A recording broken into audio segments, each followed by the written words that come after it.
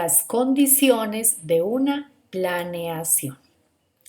Recuerden entonces que en esta materia estamos aprendiendo a planear y como eso no es fácil, por eso necesitamos tener toda la experticia, los conocimientos, recibir toda la información necesaria para poder hacer unas actividades lo más inspiradas posibles, lo más agradables posibles para nuestros niños.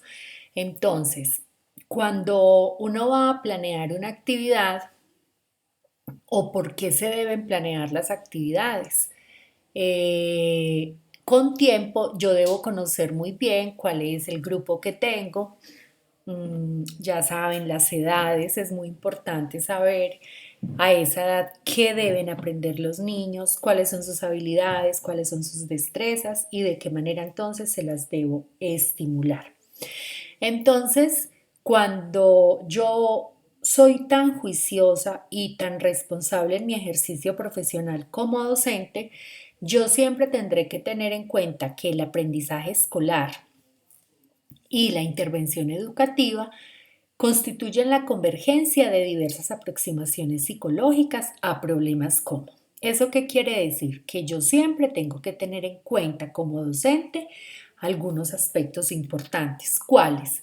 El primero, el desarrollo psicológico del individuo, particularmente en el plano intelectual y en su intersección con los aprendizajes escolares. ¿Recuerdan, chicas, que ustedes en primer semestre vieron una materia que se llamaba, ¿cómo se llamaba? Psicología. Y recuerdan que yo les pregunté que por qué ustedes estudiando preescolar estaban viendo una materia que se llamaba psicología. Y una de las respuestas o a lo que concluimos todas era que porque era importante conocer el comportamiento de los niños, conocer su desarrollo psicológico, el por qué se comportaban de determinada manera, las conductas que ellos tenían para poder saber cómo manejarlos, ¿cierto? Cómo intervenirlos. Entonces, miren que la planeación también tiene que ver mucho con eso, que es importante conocer el estado psicológico del niño. ¿Para qué? Para yo poder saber en qué nivel intelectual está y de qué manera debo trabajar con él. Porque ustedes saben que yo no puedo trabajar con que todos los niños no me van a entender al mismo tiempo ni de la misma manera. El segundo punto nos habla de la identificación y atención a la diversidad de intereses, necesidades y motivaciones de los alumnos en relación con el proceso de enseñanza-aprendizaje. Eso sí que es importante y también ya lo habíamos hablado en otros momentos, que todos tenemos diferentes ritmos y estilos de aprendizaje. Uno de los estilos de aprendizaje puede ser el visual, otro el kinestésico, o sea, el que se mueve pero aprende, otro el auditivo, otro el musical, bueno, en fin, son varios tipos. Entonces, no todos los niños aprenden de la misma manera. Por eso es importante que al hacer las planeaciones yo tenga en cuenta una cantidad de estrategias y de actividades para que sea como del gusto y del agrado de todos los niños que tengo en el grupo. Que no solo sea música, porque de pronto hay alguno que no le gusta la música. Que no todas las actividades sean ver una película, porque habrá niños que no se pueden estar quietos, entonces no van a poner atención. Entonces, por eso es que yo tengo que llevar una gran diversidad de actividades al aula, eh, estimulando los diferentes sentidos, bueno, poniéndole pues mucha creatividad para garantizar que todos los niños estén involucrados en la clase y que todos estén atendiendo y aprendiendo, que es pues el fin último. Otro aspecto importante es el replanteamiento de los contenidos curriculares orientados a las motivaciones sobre contenidos significativos. Entonces yo muchas veces sé que tengo que cumplir con un plan de estudio como docente, pero yo también tengo que tener en cuenta si realmente eso a los niños les gusta, si les interesa saberlo. Y sobre eso es que yo también debo entonces planear mis actividades. El reconocimiento de la existencia de diversos tipos y modalidades de aprendizaje escolar, dando una atención más integrada a los componentes intelectuales, afectivos y sociales. Entonces, definitivamente todos tenemos ritmos diferentes de aprendizaje, eso lo tenemos que tener en cuenta. Eh, Unos niños pueden aprender en el momento de la clase, otros necesitarán más estimulación, otros necesitarán reforzarlo en otro momento, eh, pero para eso es que yo planeo las clases, para darme cuenta entonces de qué manera puedo impartir mis clases, de qué manera las puedo planear, de qué manera las puedo programar, con el fin de tener en cuenta esos, eh, esa diversidad que tengo en el grupo. La búsqueda de alternativas novedosas para la selección, organización y distribución del conocimiento escolar, asociadas al diseño y promoción de estrategias de aprendizaje e instrucción cognitiva. ¿Eso qué significa? Lo que ya hemos hablado también en muchos momentos, que las clases con los niños deben ser lo más dinámicas y activas posible, tratando de buscar alternativas novedosas, cosas fuera de lo común, poco usuales. Pero al docente solo se le ocurre hacer la ficha, la ficha, la ficha. Esa es la principal estrategia que utiliza el docente. Yo sé que ustedes, las estudiantes de Unitécnica, van a ser muy innovadoras con sus clases.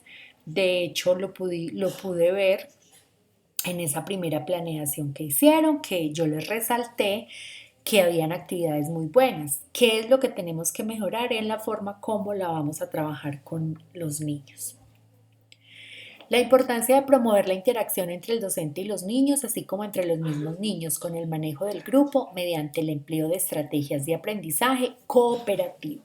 Es importante entonces planear muchas actividades donde los niños estén trabajando por grupos, donde estén interactuando, para poder incentivar en ellos esa capacidad de trabajo en equipo, ese trabajo cooperativo. Porque cuando yo solamente planeo actividades con una ficha, cada niño solito en su puesto, pues difícilmente estoy promoviendo entonces el trabajo en equipo. La revalorización del papel del docente, no solo en sus funciones de transmisor del conocimiento, sino como guía o facilitador del aprendizaje. Cuando yo planeo unas actividades y no cumplimos los objetivos en la clase, los niños se me dispersan, los niños se me disparan o los niños están desatentos. ¿Eso qué quiere decir? Que la clase no fue del agrado de ellos, no logré cautivarlos, no logré centrar su atención. Entonces, ¿eso qué implica? Que debo reevaluar el trabajo que estoy haciendo y el tipo de actividades que estoy proponiendo y seguramente voy a tener que cambiar. Bueno. Entonces hay 4 cosas que debemos tener en cuenta cuando vamos a planear una actividad. ¿Cuáles son esas 4 cosas? El interés, la motivación, las características del estudiante y la madurez escolar. Entonces vamos a recordar 4 condiciones muy importantes al momento de hacer una planeación o trabajar con un grupo. El interés, la motivación, las características del estudiante y la madurez escolar. Vamos a hablar entonces de cada una de ellas. El interés. La curiosidad proporciona al niño el interés necesario para querer aprender. Es indispensable para desarrollar un pensamiento científico porque cuando al niño le agrada algo, le será más fácil aprenderlo. Chicas, más claro no canta un gallo, ¿cierto? Cuando a mí algo me gusta o me interesa, pues más fácil lo aprendo. Entonces, acá nos hablan de un tema muy importante que es la curiosidad. Y esa es una de las cosas que de los detalles que tenemos que empezar a pulir. Y es que Yo cómo le permito al niño desarrollar su curiosidad cuando lo dejo que sea él el que hable, el que cuente, el que diga, el que describa las cosas y no cuando yo como docente le entrego toda la información. Yo espero pues que estén sintonizadas y tengan claro de qué es lo que les estoy diciendo. Porque cuando yo llego y le digo al niño, este es un círculo, este círculo es de color amarillo, pues no lo estoy dejando que él piense, no lo estoy dejando que él se imagine cosas. Entonces, por eso es tan importante el manejo de la curiosidad. Cuando al niño le llevo actividades que le agraden a él, no al docente, sino al niño, seguramente voy a lograr engancharlo más fácil y voy a lograr que aprenda más fácil. Entonces, ¿cómo puedo fomentar yo la curiosidad del niño en el aula? ¿Qué tipsitos vamos a aprender hoy de cómo fomentar la curiosidad del niño en el aula? Primero, cambiar de rutina. Si bien es necesario que el niño cree hábitos y que estos deban reforzarse diariamente, un día podemos hacer algo diferente, algo que el niño no espere o usar algo distinto a lo habitual para un mismo propósito. Por ejemplo, si suelen lavarse las manos con una barra de jabón, podemos usar jabón líquido y que sientan la textura diferente o jabón en espuma y jugar a soplarlo. Entonces, ¿qué nos están diciendo acá? Las rutinas son muy importantes y recuerden que son muy importantes, sobre todo en esa etapa del jardín. Que el niño sepa que cuando llega al salón de clase, qué es lo primero que hace, qué es lo segundo, dónde pone su chaqueta, dónde pone su morral, dónde debe sentarse. Bueno, en fin, todas esas rutinas pues ustedes van a ir aprendiendo que se manejan dentro del aula de clase. Pero es importante que hacer cosas diferentes de vez en cuando, cosas que sorprendan a los niños, para evitar entonces que también la monotonía. Y ya nos dan ahí pues un ejemplo con el jabón para lavarse las manos.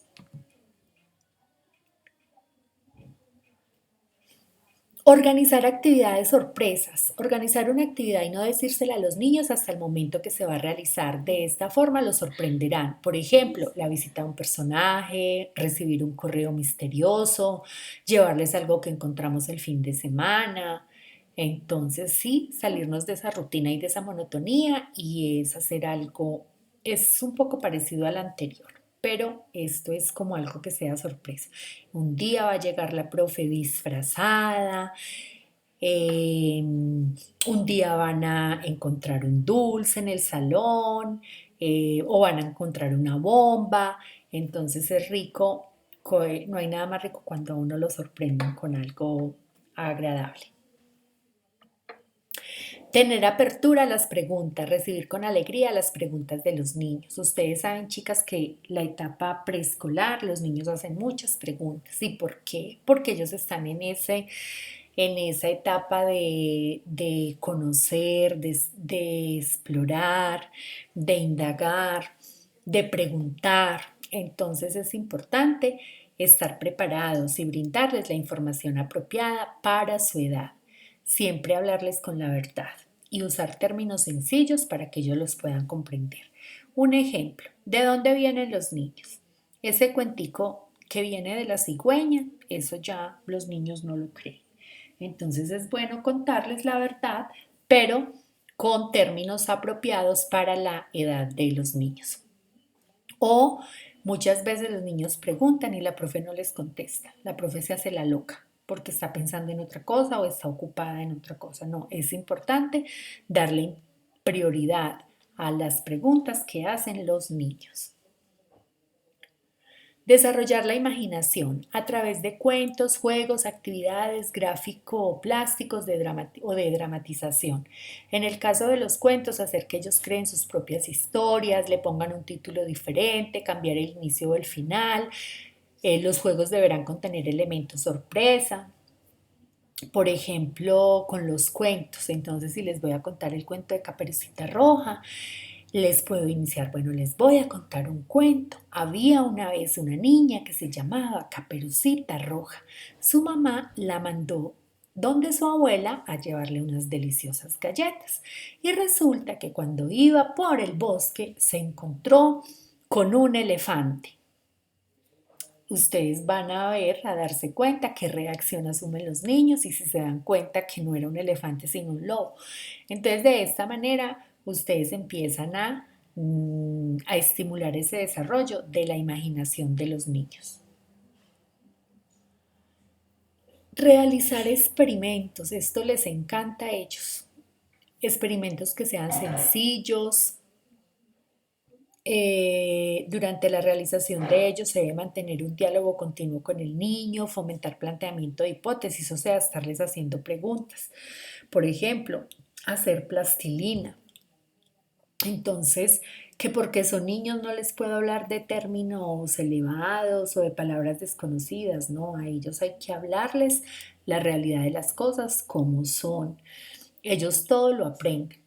Entonces, darles a ellos esa posibilidad de que practiquen, de que descubran, de que se unten las manos, de que se ensucien.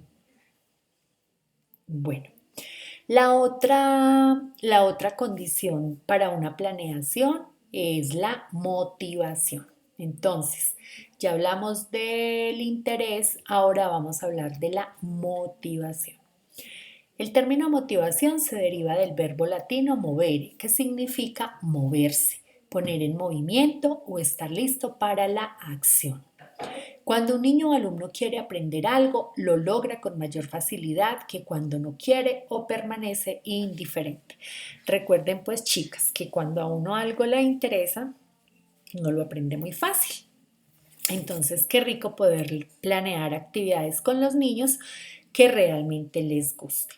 Bueno, chicas, vamos entonces a dejar hasta acá esta otra parte para que no tengamos dificultades al subir el video y ya vamos a continuar.